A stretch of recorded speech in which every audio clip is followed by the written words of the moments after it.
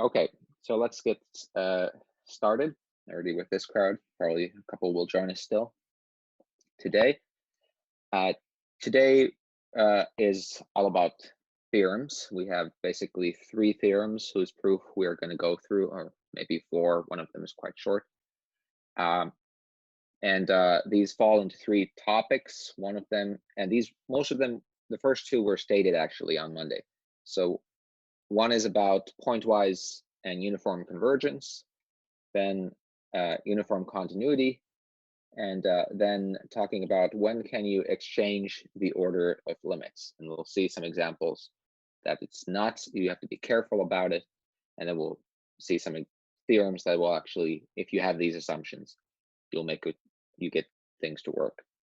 The order that we will do these in is we'll first talk about the continuity and uniform continuity, number 1. Number 2 is we'll talk about the uniform limits being continuous and talk a little bit about uniform convergence in that context. And then we will talk about this exchanging the limits. So the question there is that if you have one limit in one variable, another limit in another variable, when can you switch the order of them? And the context that we will mostly be interested in is a sequence of functions, because there's an n and an x. Now, particularly with 2 and 3, not so much with 1. 1 will be a little bit easier to work with, but there will be a specific skill that comes up a lot of the time in writing proofs. So you've seen some simple proofs with quantifiers like continuity proofs, but when you are working with sequences and exchanging the order of limits, there are often 2 variables that somehow need to be fixed. And you have to be very careful about the order in which you fix them. So we will see proofs with many choices, and we will try to develop skills and intuition on how and what order you should make these choices, why specifically in that order. And you can think of this as we have an n and an x. The x somehow corresponds to a choice of delta, and the n we have to somehow choose in these estimates. And generally, what's the mantra? We'll see this rigorously. What is first n and then a delta. Doesn't always have to be that way, but a lot of the time it is that way. So those are the goals for today. So let's start going through them. First, continuity and continuity, uniform continuity, and compactness. Uniform continuity. So contrasting to the topics 2 and 3, here you have a single function f. We're just talking about a single function. It's good to keep in mind for this first part. There's no sequence here. So first, what this kind of falls, the big picture that this kind of statement falls into is that often we've seen many properties where you have one property implies another one. And often you cannot reverse that implication. You have counterexamples to that. But sometimes if you add an assumption, you can reverse the direction. So with a stronger assumption, you do get a reversal. So a pair of theorems that exhibits this property is from last week. If you have a path connected space, say convex sets are path connected, then that set is always connected. And this matches our intuition and is a good thing. But generally, you don't have the opposite. But if you add an assumption, if you add something like openness, then you do get a converse. Now, those of you, well, all of you did the midterm 2 weeks ago, about almost 2 weeks ago. And in that midterm, you had a similar thing. You were looking at this set K and its projection E. And generally, this projection didn't have to be closed, but you could place an additional assumption. And often this assumption is one of these things that we've seen, like complete compactness, openness, etc., that you need to place. That kind of additional to that, you get what you want. So now let's look at for what property are we talking about here. We are talking about 2 properties: uniformly continuous and continuous. Now, one of these is stronger, namely uniformly continuity is always stronger than continuity. This is what this theorem states. And the question that we will talk about soon is, when can you reverse this arrow the other direction? But let's just quickly go over this proof. This is the short argument. Well, and this allows us to remind us of this terminology too. So suppose f is uniformly continuous. What that means is that for every epsilon f, and I'll put a subscript here just because I want to not overuse the terms, the variables here, and it doesn't hurt since I have only one condition here. For every epsilon f positive, there exists a delta f positive such that for all x and y in the set K, if their distance is less than delta f, then the distance in the function side is less than epsilon f. And you could use a general distance, but I prefer to just simplify this a little bit and talk about real valued functions. As you see, I mean, the only change happens by changing this into the distance between fx and fy. The proof is otherwise identical, but it's maybe a little bit more intuitive to talk about real valued functions. So, I mean, if we want to show continuity, then we get to actually fix more information. We fix an epsilon, we fix an x in the space, and we need to find a delta. Well, how should we find the delta? So we choose delta to be equal to delta f, where delta f is given by setting epsilon f equal epsilon in the definition of uniform continuity, so in this far. So in this definition, because it's true, we're assuming it's true for all epsilon, we can choose a particular one. We'll choose the same one as in the continuity. And then, well, distance, if we have in the continuity case, we are only looking at distance to a given center, which would be called x naught. Distance x naught to x being less than delta, well, what delta is equal to delta f. So by star, this means that the distance in the function values is less than epsilon f, which is equal to epsilon by our choice. So this is automatic. So one direction is obvious. The same delta works for every x. You don't have to worry. This is the easy direction, so to speak. Now, the converse does not hold. I mean, there's a standard example. In general, converse doesn't hold. And that example is usually fx equals x squared as a function from R to R. But the issue here is that this set is unbounded. And the issue is actually kind of the same thing that came up in the exam. So you really want to think that the real issue here is the unboundedness. And okay, well, we have a theorem that if you remove this issue of unboundedness, then you do get the converse. So if you have a continuous function on a compact space, then you do get uniform continuity. So this is exactly like in 131a, where the assumption was that this was an interval AB, a closed and bounded interval. But here we replace it by a general compact metric space. Okay, so how does this proof go? Okay, we are set up. Let K be compact, let F be continuous. We want to show that F is uniformly continuous. Now, often with continuity concepts, we have to find for every epsilon, there exists a delta. But with so little information, it's really hard to find a fixed delta. So the easiest proof of this fact, at least the standard proof of this fact, is that you argue by contradiction. Well, yes, but no. Well, so let's say that all of this is true. F is continuous, K is compact. But what if F, K to R were not uniformly continuous? Okay, what would that mean? Well, itself, it means nothing unless we actually get something out of it. And what do we get out of it? Well, we have to first contradict the statement. That means that, well, for every epsilon turns into there exists an epsilon. Let's use a subscript here just to emphasize that it's the contradiction of what we said before. There exists an epsilon F positive such that no matter the delta, positive, there exists a pair of points, x, y, in K, such that they are close to each other, but, and this was the same thing that happened on Monday, the images are far away.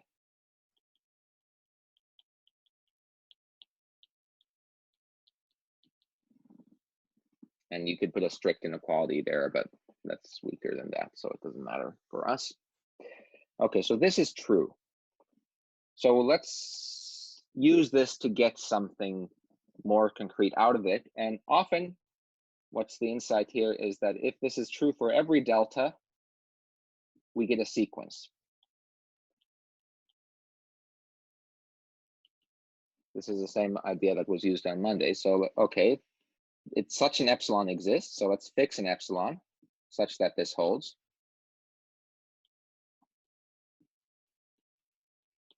And then we want to use, for every delta, we want to use several different deltas, but so that the points are getting closer to each other in a sense.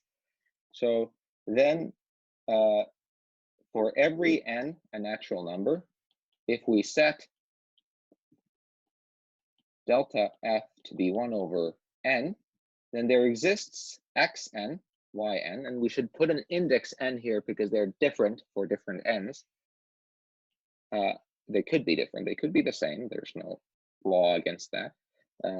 There exists x and y n such that they are close to each other but close to each other with this choice of delta n, delta f, but the outcomes are far away. But distance f, x, n is, again, I want to think mainly of real valued functions, so I'll write this more concretely. fxn minus fyn is far away. Okay. Now, the way to think about what's going on wrong here is that these points are getting very close to each other, but the function values are not. So this fights against continuity, but we have to get a fixed point x, because continuity is always centered at some x naught. So where do we get that point? I need a little bit more space than this. So where do we get this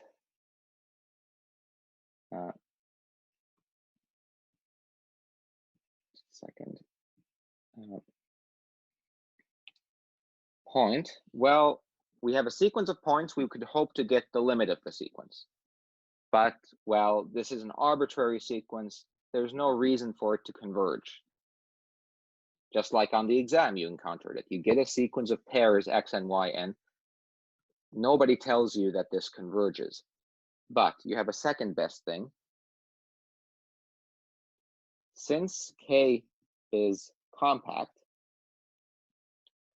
then there exists a subsequence xnk of xn such that limit k to infinity of x and k exists and is equal to some x that is in k. So this is compactness. It gives us something to focus on. Let's call this point that converges to x naught, because that's the point, the role that will play. Now, some claims that follow fairly directly from what is said, but I'll leave a little bit for you to think about. So claim limit as k goes to infinity of y and k. So if we choose the same subsequence here, is equal to x naught as well. Why is this the case? Well, the crucial part here, I mean, you have to say something. This is the sketch for this part. The distance between these is less than 1 over nk by choice, which is less than 1 over k, which is going to 0. So the y and k are very close to the x and k, and you get the same thing as in the proof that if a subsequence of a Cauchy sequence converges, the whole sequence converges. So the same behavior here forces that y and k converges to x naught. Okay, so both of these sequences are converging to x naught. Now, we want to get a contradiction. So now f is continuous. Okay, so these both sequences get close. That's right, we're logically where we want. So how do we get a contradiction? Well, we have our x naught, we have the sequence x and k, y and k. These are all getting very close to x naught, but then their function values have to get very close to x naught.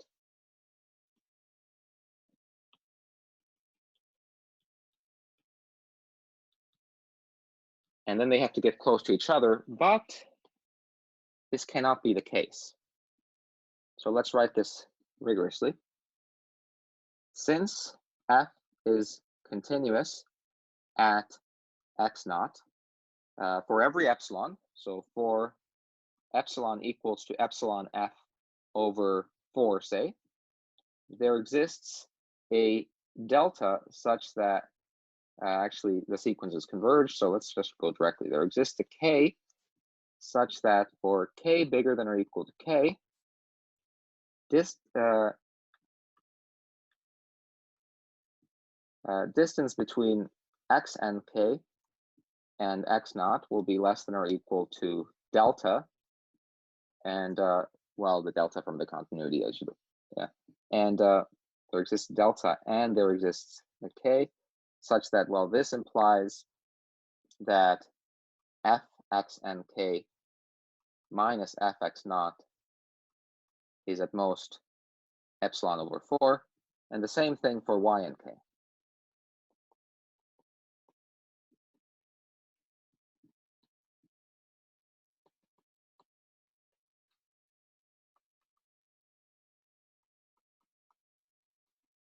But, and these are epsilon f's, but then f of x and k minus f of y and k, this would be very close to each other because they're both close to fx naught. So if we compare it to fx naught, both of these terms, and apply triangle inequality, then what we get is two terms that are less than they should be. So this is if k is bigger than or equal to capital K, both of these are less than epsilon over 4, epsilon f over 4, epsilon f over 4. So strictly less than epsilon f over, strictly less than epsilon f. But where is the contradiction here? Is that this was supposed to be bigger than epsilon f. So this value should also be less than epsilon f is a contradiction. And it's crucial here, and this is one place where we see that you have to make some other choices, auxiliary choices. This is true once the index becomes large enough.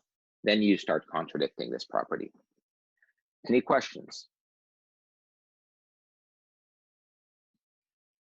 What do you think? If you want to have a question, I'll give a quick overview. So we proceed by contradiction.